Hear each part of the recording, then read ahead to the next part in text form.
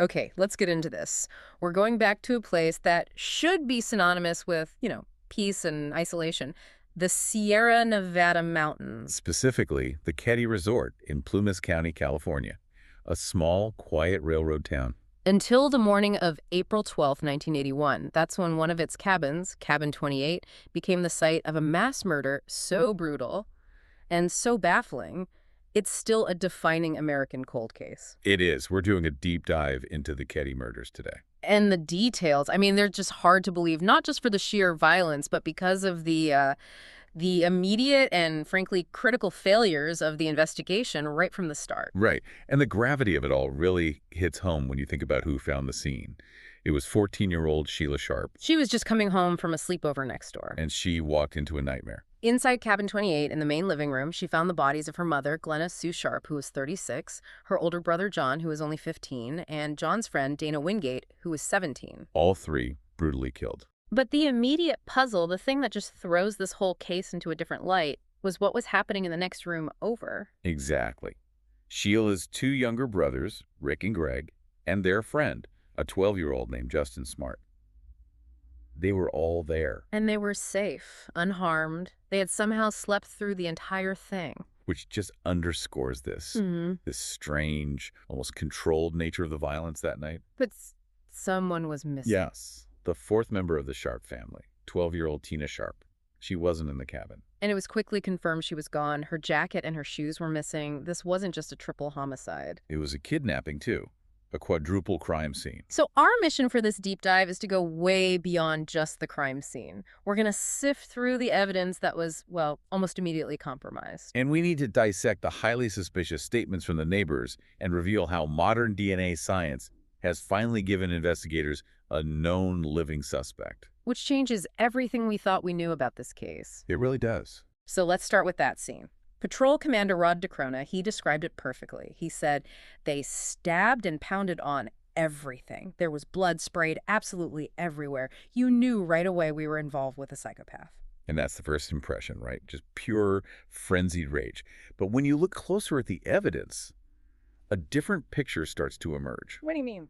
Well, the victims, Sue, John, and Dana, they were all bound. Bound with what? Two things: white adhesive medical tape and black electrical cord. Okay, the electrical cord I get. That could be from anywhere. But medical tape, that feels specific. It is. It suggests someone who either had access to it or maybe came a little prepared. It hints at calculation, not just chaos. That's a key distinction. The frenzied versus calculated? Exactly. And look at Sue Sharp's body. She was found nude from the waist down, gagged with a bandana and her own panties, all secured with that tape. Horrific. And the injuries. Stab wounds to the chest, slashed throat, and severe blunt force trauma. And they knew what caused that trauma, right? Yes, and this is another one of those oddly specific details. It was from the butt of a Daisy Powerline 880 BB gun. A BB gun. Identifying that specific model means the killer probably owned one or had easy access to one. It's a potential link to a person. And the boys, John and Dana, were treated with just as much brutality. Absolutely. John Sharp had severe head injuries from a hammer, Brr. and then his throat was cut. Dana Wingate also had head injuries from that same hammer, but he was manually strangled, And they were tied together. loosely at the ankles. And the weapons themselves were just left there. A bloodied hammer and two knives. And get this, one of the knives was bent completely in half From the force. from the sheer force of the attack. But despite all that violence, someone was thinking clearly. The lights were off, the drapes were closed. And the phone was off the hook. Right. A clear attempt to buy time, to conceal what happened from the outside world. And the geography here is just fascinating. Cabin 28 was only 15 feet away from the next cabin. 15 feet. How does this happen without anyone hearing? One couple said they heard muffled screams around 1:30 a.m., but that's it. It all leads back to that central question. Why go on this rampage and spare 3 boys, only to take 12-year-old Tina? And Sheila noted that Tina's yellow blanket had been used to cover her mother's body, almost like a signature. A dark, twisted message. That kind of intimate detail, it immediately points suspicion toward people who were close, people who knew the family, knew the resort. Right. Which brings us to Cabin 26, right across the street, and the people inside. Marty Smart, and his house guest, a man named Severin John Bobade. And Marty Smart had a very personal, very clear motive. He had a problem with Sue Sharp. A big one. Sue had been encouraging Marty's wife, Marilyn, to leave him. She was allegedly helping her get away from his abusive behavior. So Marty, an ex-cook with Vietnam-related PTSD, he resented her for it. He allegedly despised Sue's son, John, as well. You're looking at a crime that seems rooted in domestic rage. And his house guest, Bobu Bade, seems like the perfect accomplice. Or maybe the muscle. Definitely. Boubade was a known liar. He claimed to be a retired Chicago cop, which was false. He had known ties to organized crime in Chicago. So their proximity, their known conflict with Sue, I mean, they should have been prime suspects from day one. They were people of interest, and the interviews with them are where things just go off the rails. Smart immediately tries to deflect. He starts telling investigators about two out-of-place men he supposedly saw at the bar that night. Creating a story. Totally.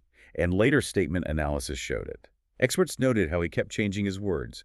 Individual, then guy, then person, to describe the same alleged man. That's a known tell, right? It suggests you're making it up, not recalling a memory. It does. And he kept adding unnecessary emphasis.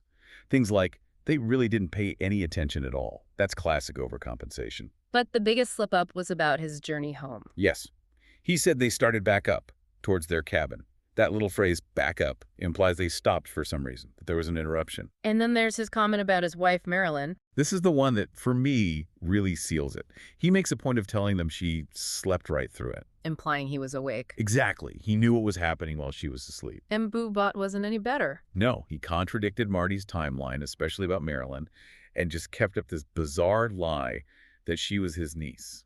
So you have all this circumstantial evidence, all this obvious deception, and what happens? Marty Smart passes a polygraph test, and both men were initially ruled out as suspects. It's the first catastrophic failure in this case. And it gets even messier when you bring in the only witness, Justin Smart, Marty's stepson, who was sleeping just feet away. Initially, Justin's story was that he just dreamt the murders. He even said it was like a weird episode of The Love Boat, which they'd been watching. That sounds like a traumatized kid trying to make sense of something horrible. It is. But then, under hypnosis, his story completely changes. What did he say then? He said he saw two men, one with a mustache, one clean-shaven, attack the victims. He claimed he saw Tina walk into the living room, and one of the men took her out the back door. And they actually made composite sketches based on that. They did, based on the testimony of a hypnotized, traumatized child witness. So let me get this straight. You have two prime suspects lying through their teeth right in front of you, but instead you focus on a lead from a hypnotized kid. It points to a serious lack of focus, to put it mildly. And because of it, the case went cold. For 3 agonizing years. Until April 1984. That's when Tina Sharp's skull and bones were found, near Feather Falls, about 60 to 100 miles away. Confirming what everyone feared. It was a quadruple homicide. And right after that discovery, the local sheriff's office gets this chilling, anonymous phone call. The caller identifies the remains as Tina Sharp. Before the official identification was even released to the public. Which means the caller had insider knowledge. Mm-hmm. This tip was a smoking gun. So what happened with the recording? It vanished. Yeah. The original recording and all copies of that vital phone call, they just disappeared from police records. Unbelievable. Just gone. And while the police are losing key evidence, more evidence against Marty Smart just keeps piling up. And it's being ignored. You talking about the letter? The letter. Marilyn Smart later revealed that just 16 days after the murders, Marty wrote her a letter. And you have to hear this line. What did it say? I've paid the price of your love, and now that I've bought it with 4 people's lives, you tell me we are through. That's a confession in writing. It's as close as you can get. But if that wasn't enough, years later it came out that Marty Smart allegedly confessed again. This time to his VA therapist in Reno. He confessed the whole thing. He did. He said he killed Sue for interfering in his marriage and killed Tina because she was a witness who saw the whole thing. And the boys, John and Dana. He called them collateral damage, just in the way, which, just solidifies the motive as this deeply personal rage against Sue and Tina. And what's the most infuriating part of that story? Marty allegedly bragged to the therapist about the polygraph test. He said, I beat it. Those things are easy to beat. I was lying, and they let me go. And the therapist reported this? Of course. Reported it to the Department of Justice agents, who dismissed the confession as hearsay. Hearsay. For our listeners, that's just an out-of-court statement. But To dismiss a direct confession to a therapist, especially with the letter, it's gross negligence. Or something worse. And that leads directly to the corruption theory. Why was this investigation so badly handled? Well, critics point out that Marty Smart was supposedly friends with the Plumas County Sheriff at the time, Doug Thomas. Thomas had even lived in Cabin 28 before. That's a conflict of interest, to say the least. And then there was the decision to send DOJ agents from the Organized Crime Unit, not homicide detectives. Right, why would they do that for a homicide in a small town? Because of Bobeed's Chicago mob connections. The theory is it was an effort to protect Bobeed, or at least divert the focus away from the local suspects. It's just staggering incompetence. Investigator Mike Gamberg, who came in later, he said it best. This case is as screwed up as a soup sandwich. It's not about what was done, but what was not done. A freezer with evidence was turned off. Key evidence bags were never even opened. For decades, it seemed like those failures had doomed the case forever. But then in 2013, the family finally got a lifeline. The current sheriff, Greg Hagwood, reopened the case. And he knew John and Dana personally. He brought in former Deputy Mike Gamberg as a special investigator, and they just started digging through decades of compromised files. And their work actually paid off. In March 2016, they found something. They did. A hammer, matching the description of Marty Smart's missing hammer, was pulled from a pond near the Keddie Resort. A pond. And Sheriff Hagwood confirmed it was intentionally put there. It was clearly ditched. But the real earthquake in this case came in 2018. Oh, yeah. The forensic breakthrough. They announced they had recovered DNA from a strip of that white medical tape. The tape used to bind the victims. The very same tape. And that DNA matched a known living suspect. A living suspect. That is critical because Marty Smart died in 2000 and Bobeed died way back in 1988. Exactly. If the DNA on the tape belongs to someone who is alive today, it proves the scope of this was far wider than just those two. So it wasn't just them. The investigation now believes up to 6 people might have been involved, either in the murders or the cover-up. Wow. And the fact that they probably wore gloves, since there were no fingerprints, it contradicts the idea that this was just some disorganized crime of passion. It does. Sheriff Hagwood has said they've identified living people who have first-hand information. So for you listening, the key thing to understand is that investigators now have the biological link. They have the DNA. They know who holds the physical proof. So we have this brutal murder, the kidnapping, the discovered remains.